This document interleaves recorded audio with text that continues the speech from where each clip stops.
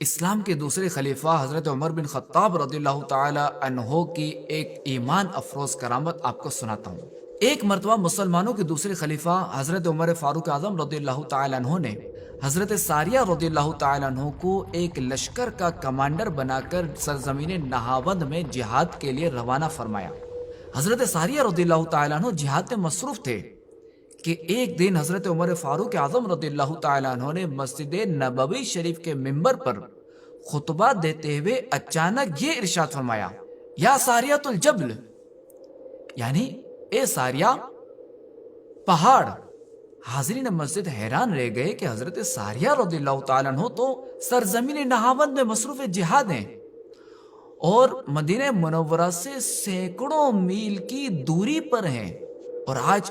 امیر المؤمنین فاروق اعظم رضی اللہ تعالیٰ عنہ نے انہیں کیسے پکارا؟ لیکن کچھ دنوں کے بعد حضرت ساریہ رضی اللہ تعالیٰ عنہ کا پیغام لے کر ایک شخص آیا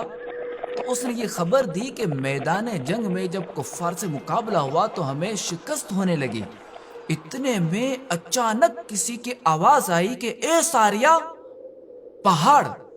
اے ساریہ تم پہاڑ کی طرف اپنی پیٹھ کر لو۔ تو حضرت ساریہ رضی اللہ تعالیٰ عنہ نے فرمایا کہ یہ تو امیر المؤمنین فاروق اعظم رضی اللہ تعالیٰ عنہ کی آواز ہے۔ یہ کہا اور فوراً ہی اپنے لشکر کو پہاڑ کی طرف پشت کر کے صف بنانے کا حکم دیا، اور اس کے بعد جو ہمارے لشکر کی کفار سے ٹکر ہوئی تو ایک دم جنگ کا پانسا ہی پلٹ گیا، اور آن کی آن میں اسلامی لشکر نے کفار کی فوجوں کو روند ڈالا، اور اسلامی لشکر کے پرزور حملوں کی تاب نہ لا کر کفار کا لشکر میدان چھوڑ کر بھاگ نکلا، اور افواج اسلام نے فتح کا پرچم لہرا دیا۔ اے عاشقان صحابہ و اہل بیت، اسلام کے دوسرے خلیفہ حضرت عمر فاروق اعظم رضی اللہ تعالیٰ عنہ کی اس کرامت سے چند باتیں معلوم ہوئی جو حق کی تلاش کرنے والے کے لیے روشنی کا منارہ ہیں۔ ایک یہ کہ حضرت فاروق اعظم رضی اللہ تعالیٰ عنہ اور آپ کے کمانڈر دونوں صاحب کرامت ہیں، کیونکہ مدینہ منورہ سے سینکڑوں میل کی دوری پر آواز پہنچا دینا یہ فاروق اعظم رضی اللہ تعالیٰ عنہ کی کرامت ہے، اور سینکڑوں میل کی دوری سے آواز سن لینا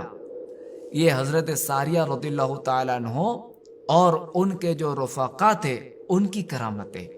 اور مزید یہ کہ مسلمانوں کے دوسرے خلیفہ فاروق اعظم رضی اللہ تعالیٰ عنہ نے سرزمین نہاوند جو کہ مدینہ منورہ سے سینکڑوں میل دور ہے، وہاں کے جنگی حالات، کیفیات، لشکر کے معاملات مدینہ منورہ میں بیٹھے بیٹھے آپ نے دیکھے، اور دیکھنے کے بعد وہیں سے آپ نے اپنے لشکر کو اس کا حل بھی ارشاد فرمایا۔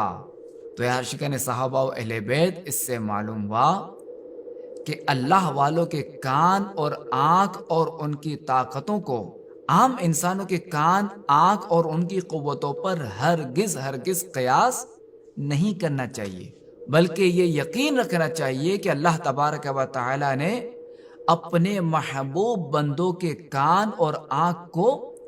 عام انسانوں سے بہت ہی زیادہ طاقت عطا فرمائی ہے، اور ان کی آنکھوں اور کانوں اور اعضاء کی طاقت اس قدر بے مثال ہے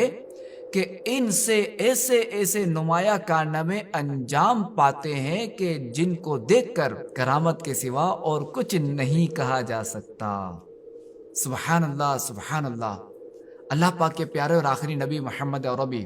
صلی اللہ تعالی علیہ وآلہ وسلم نے سچ فرمایا، من کان للہ کان اللہ لہ، یعنی جو بندہ اللہ کریم کا فرما بردار بن جاتا ہے تو اللہ پاک اس کا کارساز بن جاتا ہے۔ اللہ پاک ہمیں ان کی سیرت پر چلنے کی توفیق عطا فرمائے، آمین بجاہ خاتم النبیین۔